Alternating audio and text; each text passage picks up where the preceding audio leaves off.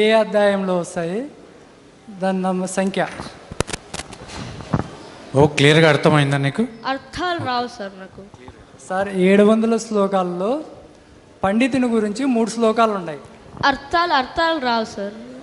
700 శ్లోకాలలో 12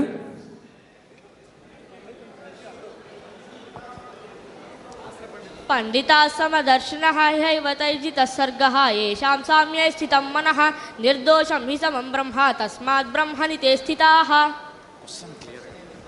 సార్ రెండో అధ్యాయంలో 11వ శ్లోకము, 4వ అధ్యాయంలో 18వ శ్లోకము, 5వ అధ్యాయంలో 19వ శ్లోకం. ఇహైవతైజితస్సర్గః యేషాం సామ్యే స్థితం మనః నిర్దోషం హి సమం బ్రహ్మ తస్మాత్ బ్రహ్మణి తే స్థితాః. ఒక్క నిమిషం ప్లీజ్, దయచేసి పెద్దవాళ్ళు కొంచెం కాన్సన్ట్రేట్ ప్లీజ్. ఎందుకంటే చెప్తాడు అబ్బాయిని కూడా, మీరు ఎక్కువ కన్ఫ్యూజ్ అయినా ఫస్ట్ ఒక చాప్టర్ ఒక శ్లోకం చెప్పండి, నెక్స్ట్ క్వశ్చన్ కూడా అది చెప్పిన తర్వాత మళ్ళీ అడగండి 1 by 1. సార్ రెండో అధ్యాయంలో 11వ శ్లోకం. శ్రీ భగవానువాచ అశోచ్యానన్వశోచస్త్వం ప్రజ్ఞావాదాంశ భాషసే గతాసూనగతాసూంశ్చ నానుశోచంతి పండితాః. 4వ అధ్యాయంలో 18వ శ్లోకం. కర్మణ్యకర్మ యః పశ్యేత్ అకర్మణి చ కర్మ యః స బుద్ధిమాన్ మనుష్యేషు సయుక్తః కృత్స్న కర్మకృత్. 5వ అధ్యాయంలో 19వ శ్లోకం. ఇహైవతైర్జితస్సర్గః యేషాం సామ్యే స్థితం మనః నిర్దోషం హి సమం బ్రహ్మ తస్మాత్ బ్రహ్మణి తే స్థితాః. Sir okay, English or Telugu sir, Kannada రాదు. 27.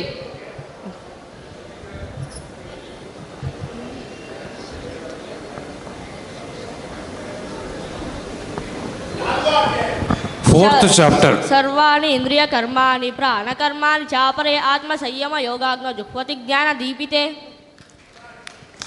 బాబు, భగవద్గీతలో తాబేలు గురించి ఏ అధ్యాయంలో చెప్పబడింది? శ్లోకం నంబర్ ఏమి?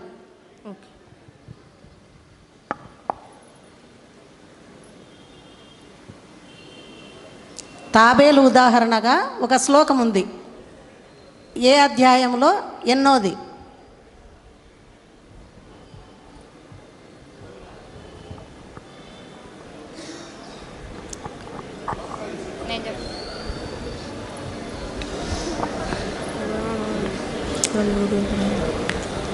సాంఖ్యయోగంలో 58వ శ్లోకం చెప్పండి. యదా సంహరతే చాయం కూర్మూంగానీవ సర్వశః ఇంద్రియాణీంద్రియార్థేభ్యః తస్య ప్రజ్ఞా ప్రతిష్ఠిత. Thank you.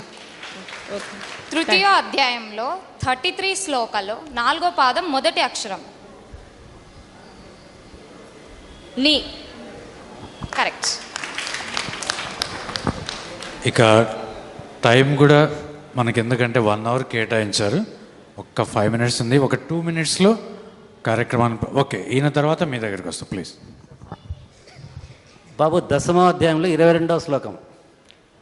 వేదానాం సామవేదోస్మి దేవానామస్మి వాసవః అనంతశ్చాస్మి ఇంద్రియాణాం మనశ్చాస్మి. 73వ శ్లోకం. 73 చాప్టర్ అవసరం లేదు. అర్జున వాచ నష్టో మోహస్మృతిర్లబ్ధ తత్ప్రసాదాన్మయాచ్యుత స్థితోస్మి గత సందేహః కరిష్యే వచనం తవ. విభూతి యోగంలో ఏ శ్లోకంలో గుడాకేశ అనే పదం వచ్చింది? 10:20 అహమాత్మా గుడాకేశ. Okay, thank you. బాబు, త్యక్తోతిష్ట ఆ వర్డ్ ఏ శ్లోకంలో ఎన్నో అధ్యాయంలో వస్తుంది? త్యక్తోతిష్ట. ఓకేనా, అర్థమైంది కదా? Yes sir, yes sir.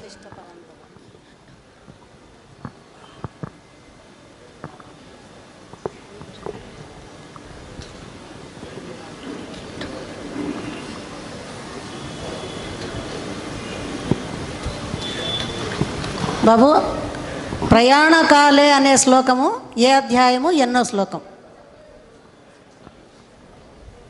ప్రయాణకాలే మనసాచలేనా. ఓకే.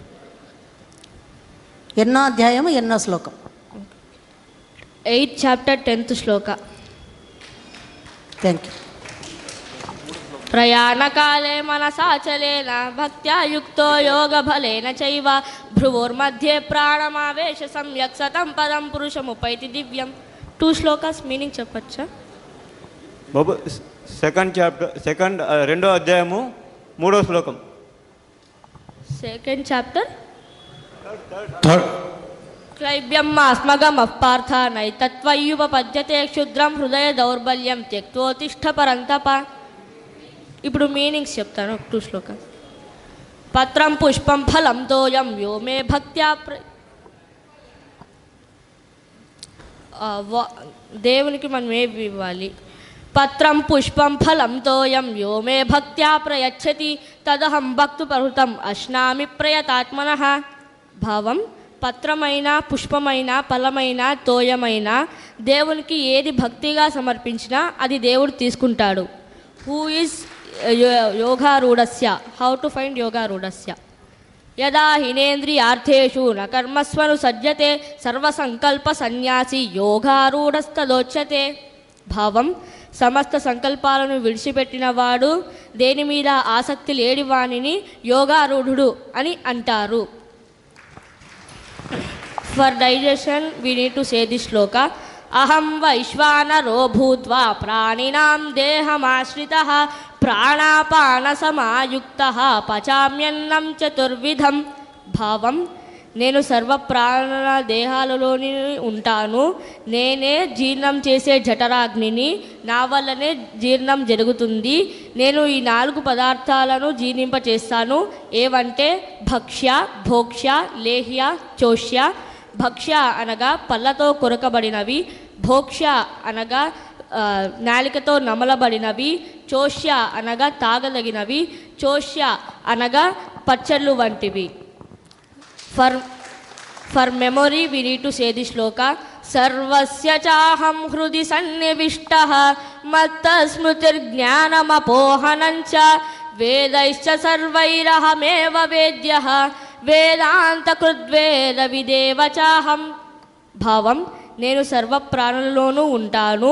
నా వల్లనే స్మృతి, జ్ఞానం వాటి మార్పు జరుగుతుంది. అనగా జరిగిపోయిన విషయాలను గుర్తు తెచ్చుకునే శక్తి, కొత్త విషయాలను తెలుసుకునే శక్తి, అవి సమసిపోవడం కూడా నా వల్లనే జరుగుతుంది. వేదాంత సంప్రదాయకర్తను నేనే. వేదార్థాన్ని తెలుసుకుంటున్న వారందరూ నేనే. భగవద్గీత మొత్తంలో నీకు ఇష్టమైన 2 శ్లోకాలు చెప్పండి. భగవద్గీత మొత్తంలో మీకు ఇష్టమైనటువంటి 2 శ్లోకాలు. కర్మణ్యేవాధికారస్తే మా ఫలేషు కదాచన మా కర్మ ఫల హేతుర్భూః మా తే సంగోస్త్వ కర్మణి సర్వధర్మాన్ పరిత్యజ్య మామేకం శరణం వ్రజ అహం త్వా సర్వ పాపేభ్యః మోక్షయిష్యామి మా శుచః. సర్వం శ్రీకృష్ణార్పణమస్తు.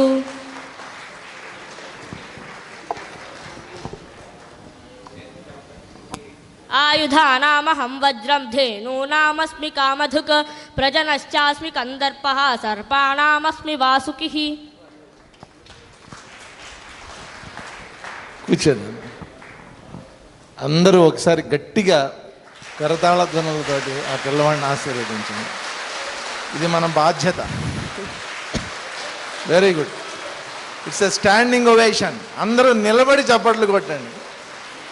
మీరు కొట్టే చప్పట్లు పిల్లవాడికి కాదు, భగవద్గీతకి. వండర్ఫుల్. దయచేసి కూర్చోండి అందరూ. ధన్యవాదాలు.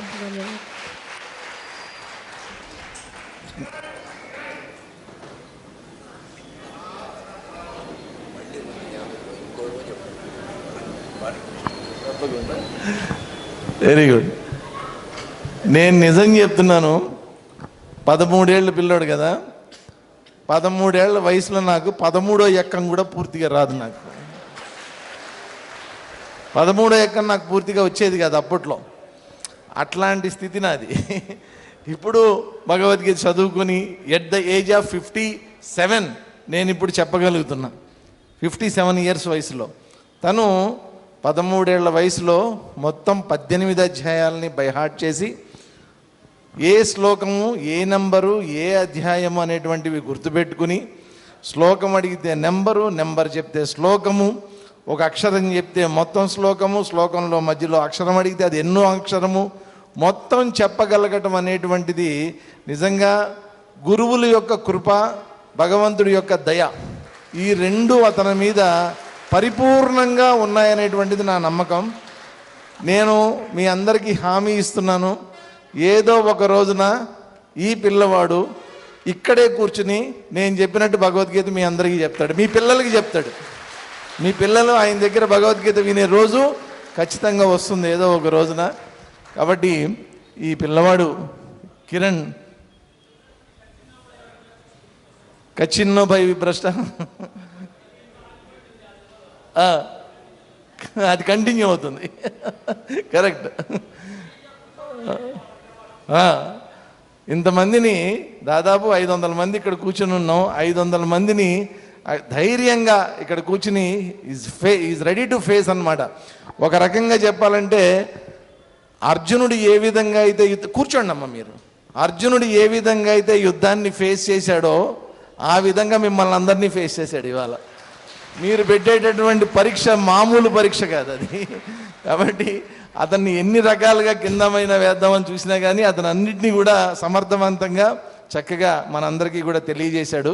కాబట్టి ఆ కుర్రవాడి భవిష్యత్తు ఉజ్వలమైనటువంటి భవిష్యత్తు ఉండాలని ప్రార్థిస్తూ, అదేవిధంగా వాళ్ళ తల్లిదండ్రులు యొక్క ప్రోత్సాహం, అతని యొక్క కుటుంబ సభ్యుల యొక్క ప్రోత్సాహం నిరంతరం అతని మీద ఎప్పుడు ఉండాలని, మరింత జ్ఞానాన్ని అతను మున్ముందు సంపాదించి మన హైందవ సంస్కృతిని, హైందవ ధర్మాన్ని ఏమాత్రం పట్టుకోల్పోకుండా ఇటువంటి వాళ్ళందరూ ముందుకు వచ్చినటువంటి రోజున మనం మన జాతి జాగృతమై మనం ఏదైతే కోల్పోయామో, ఏ భగవద్గీతనైతే ఇంతకాలం మనం దూరం చేసుకున్నామో ఆ భగవద్గీతని మన సొంతం చేసుకుని, ఓన్ చేసుకుని దాన్ని అందరికీ చెప్పుకోవటంలో, నిన్న మనం చదివాం కదా, దాని గురించే మాట్లాడుకోవటం, దాని గురించే చింతన చేయటం, దాని గురించి తచ్చింతనం, తత్కథనం, తత్శ్రవణం, అన్యోన్య శ్రవణం, ఒకళ్ళకొకళ్ళు ఉండేటటువంటి రోజు మళ్ళా తిరిగి రావాలని నేను కోరుకుంటున్నాను.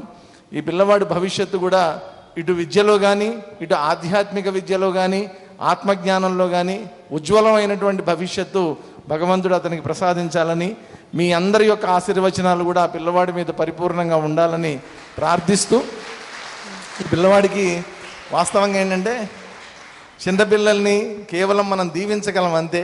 కాబట్టి చిన్న సత్కారం మన చిన్మయ మిషన్ తరపున స్వీకరించవలసిందిగా ఆ కుర్రవాడిని, వాళ్ళ తల్లిదండ్రుల్ని ప్రార్థిస్తున్నాను. అక్కడే కూర్చోమ్మా.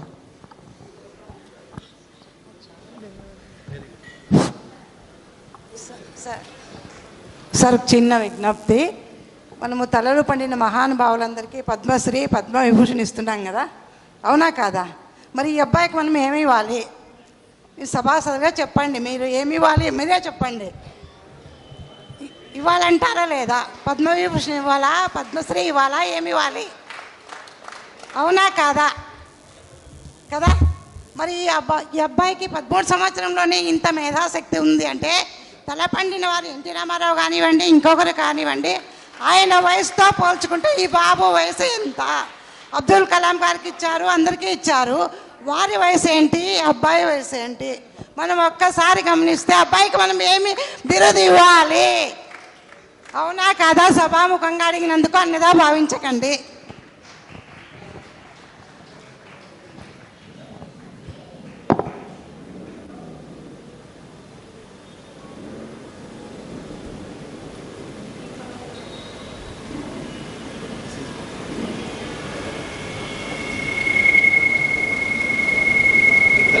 కూడా మేము కృతజ్ఞతలు తెలియజేసుకుంటున్నాం. మళ్ళీ ఇప్పుడే ఒక విన్నపం వచ్చింది ఇప్పుడు నా దగ్గరికి. ఈ కార్యక్రమం అయిపోయే లోపల మళ్ళీ ఇంకొకసారి ఈ బాబు కార్యక్రమం పెడితే బాగుంటుందని ఇప్పుడే నా చెవిలో వేశారు. సో దాని గురించి కూడా ఆలోచించి ఒకసారి ఏదన్నా ఒక మంచి అకేషన్ వచ్చినప్పుడు పిల్లవాడిని పిలిచి చక్కగా మళ్ళీ ఇంకొక కార్యక్రమాన్ని ఈ విధంగా దిగ్విజయంగా చేద్దాం. మహాత్ములందరి ఆశీస్సులు నీ మీద పరిపూర్ణంగా ఉంటాయి. Very good. ఉగాది రోజున మంచి అవధాన కార్యక్రమం మనం చూసాం. ఇంతకు మించి అదృష్టం మనకి ఇంకొకటి లేదు. వెరీ గుడ్ నాన్న, all the best. Thank you అమ్మా. Thank you. అదేవిధంగా మనం ఎప్పుడు పిలిచినా కానీ సిద్ధంగా ఉండే మన లంకా ప్రసాద్ గారు, వారిని కూడా ఒకసారి వేదిక మీదకి రమ్మని ఆహ్వానిస్తున్న వారిని వారిని సన్మానించుకునే అవకాశం మాకు ఎప్పుడు దొరకలేదు, ఈరోజు దొరికింది.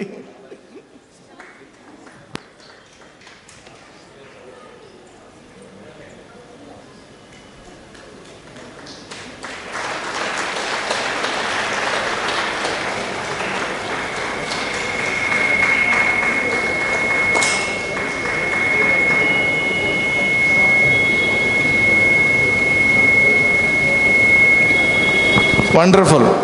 సారు బాబుకి మీ చేతులతోనే ఇవ్వండి, మీరు ఇవ్వాలి.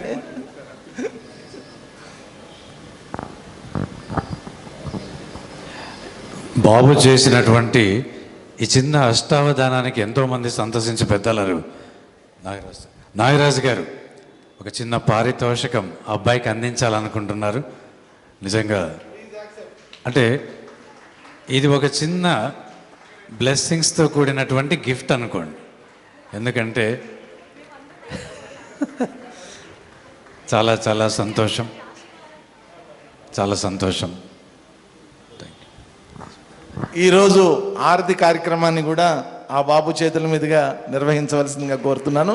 అదేవిధంగా మన లంకా ప్రసాద్ గారు కూడా ఆరతి కార్యక్రమాన్ని నిర్వహిస్తారు ఇవాళ.